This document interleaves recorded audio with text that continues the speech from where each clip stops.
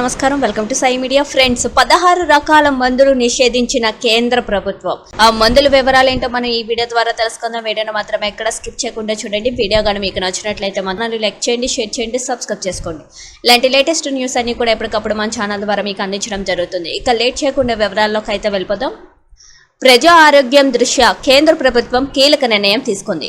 Antibiotics, topical cosmetics సంబంధించిన 16 రకాల fixed dose combination ఔషధాలను నిషేధించింది. వీటి తయారీ, విక్రయం, సరఫరా నిలిపివేయాలని ఆదేశించింది. ఈ ఔషధాల కలయిక వల్ల చికిత్స నయం కావడానికి ఎలాంటి శాస్త్రీయ పరమైన ఆధారాలు లేవని నిరూపితమైనట్లు పేర్కొంది. డ్రగ్స్ టెక్నికల్ అడ్వైజరీ బోర్డుకు చెందిన నిపుణుల కమిటీ సూచనల మేరకు ఈ నిర్ణయం తీసుకున్నట్లు వెల్లడించింది. 2-3 రకాల ఔషధాలను ఒకే మోతాదులో కలిపి ఫిక్స్డ్ డోస్ కాంబినేషన్ ఔషధాలను తయారు చేస్తారు. వీటి పనితీరుపై DTAB కొన్నేళ్లుగా సమీక్షిస్తుంది. ఈ క్రమంలోనే చికిత్స మెరుగుదలకు ఎలాంటి ప్రయోజనం లేని 16 రకాల ఫిక్స్డ్ డోస్ కాంబినేషన్ ఔషధాలపై నిషేధం విధించాలని ప్రభుత్వానికి సూచించింది.